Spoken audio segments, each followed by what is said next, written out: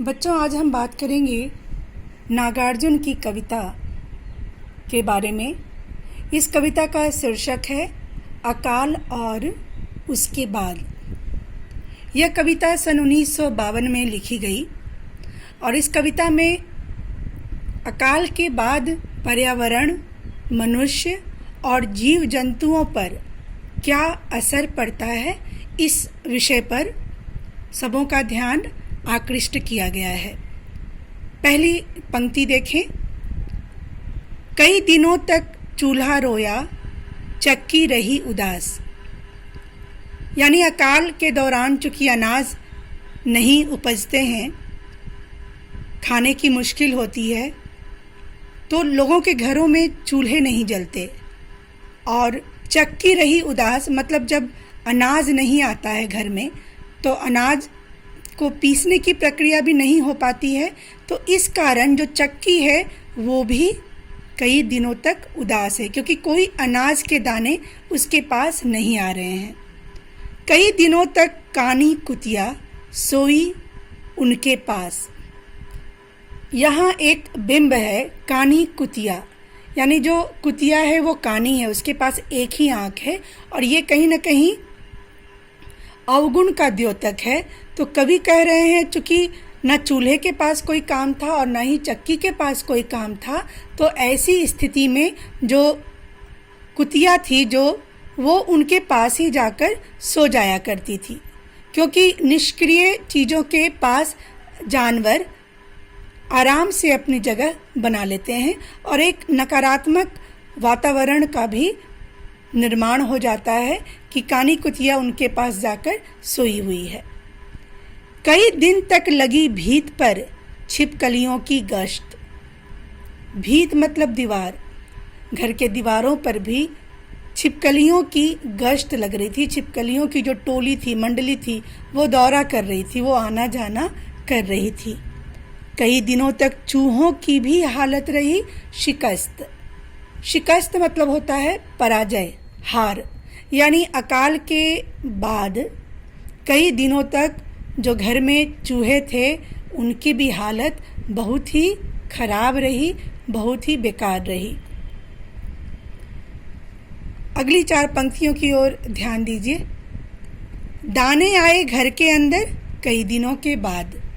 अब अकाल के बाद जब एक उम्मीद की किरण जगती है और जब अन्न के दानों का प्रवेश घरों में होता है, तो उस बात को भी कवि नागार्जुन ने हमारे सामने रखा है। वो कह रहे हैं कि कई दिनों के बाद घर के भीतर अनाज के दाने आए।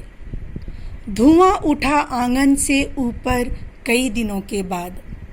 जब अनाज के दाने आए तो बेशक रोटियां पकी, चूल्हे जले और कई दिनों के बाद घर के आंगन से धुओं का निकलना शुरू हुआ।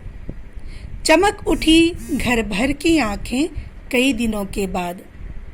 निसंदेह जब स्थितियां अच्छी हुई और अकाल बीत गया, लोग भूख से जो परेशान थे उन्हें रोटियां मिलने लगी, तो उनकी आंखें चमक उठी, उम्मीद फिर से जग उठी और ये सब कुछ कई दिनों के बाद हुआ। कौवे ने खुजलाई पाखें कई दिनों के बाद। जो कौवे होते हैं, जो पक्षी होते हैं, वो भी बिल्कुल परेशान थे, वो भी दाने दाने के लिए मोहताज थे।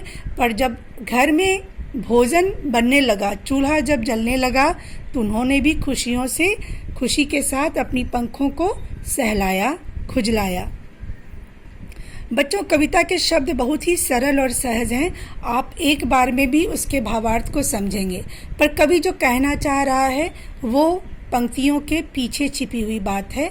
निष्कर्ष इस कविता का यह है कि यह एक समाजवादी कविता है और इसमें अकाल की जो मार्मिक स्थिति होती है उसका वर्णन किया गया है। इस तरह की कोई भी परिस्थिति जो कि सामान्य नहीं हो और जब मनुष्य को बहुत सारी कठिनाइयों से गुजरना पड़े। अभी के माहौल से भी आप इस बात की तुलना कर सकते हैं कि जब हम सामान्य जीवन नहीं जी पाते हैं और हमें बहुत सारी परेशानियों से, मुश्किलों से और बहुत सारी विसंगतियों से जूझना पड़ता है, तो उस तरह की जो समस्या होती है, उस तरह का जो समय होता है, उसे हम अकाल के समय से तुलना कर सकते हैं। तो ये अकाल की मार्मिक स्थिति का वर्णन इसमें किया गया था। अकाल का मतलब आप समझ रहे होंगे ना, जब खाने को अनाज नहीं हो, दाने दाने के लिए लोग मोहताज हों, ना भोजन हो ना पानी हो, ऐसे समय को जबकि खेती बाड़ी किसी विशेष कारण से नहीं हो पा रही हो, तब उसे अकाल की स्थिति कहते हैं।